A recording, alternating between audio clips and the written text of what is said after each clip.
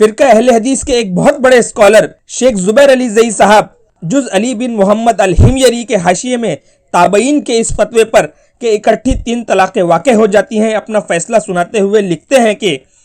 3 اکٹھی طلاقوں کے واقع ہو جانے پر حضرت ابن عباس رضی اللہ عنہ اور دیگر صحابہ اکرام رضوان اللہ علیہ مجمعین سے صحیح روایتیں مروی ہیں اور اس میں ان کا کوئی مخالف سامنے نہیں آیا، پس یہ صحابہ اکرام کا اجماع ہو گیا اور کتاب و سنت میں اس اجماع کے خلاف کچھ بھی نہیں۔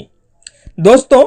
ہمیں حیرت بھی ہے اور افسوس بھی کہ ابو زید ضمیر صاحب اور ان کے فرقے کے علماء اپنی عوام کو یہ بات تو بتاتے ہیں کہ بھینس اجماع سے حلال ہے، مگر اکٹھی 3 طلاقوں کا واقع ہو جانا بھی اجماع سے ثابت ہے، یہ بات نہ تو ان کو نظر آتی ہے اور نہ ہی وہ یہ بات عوام کو بتانا چاہتے ہیں۔ آخر کیوں؟ وجہ صاف ظاہر ہے۔ فرقہ اہل حدیث کو روز صبح دودھ والی چائے پینی ہوتی ہے، ملائی کھانی ہوتی ہے، دودھ سے بننے والا مسکا اور اس سے بننے والا پنیر استعمال کرنا ہوتا ہے، بھینس کا گوشت کھانا ہوتا ہے۔ اس لیے فرقہ اہل حدیث بنا قرآن اور حدیث کی دلیل پوچھے اس اجماع کو مان لیتے ہیں، مگر جب اکٹھی 3 طلاق کے واقع ہونے کے بعد بیوی سے علیحدہ ہونے کی باری آتی ہے تو صحابہ، تابعین، تبع تابعین اور مسلمانوں کے اس ثابت شدہ اجماع پر غیر مقلدین کی پوری ذریت کو سانپ سونگھ جاتا ہے۔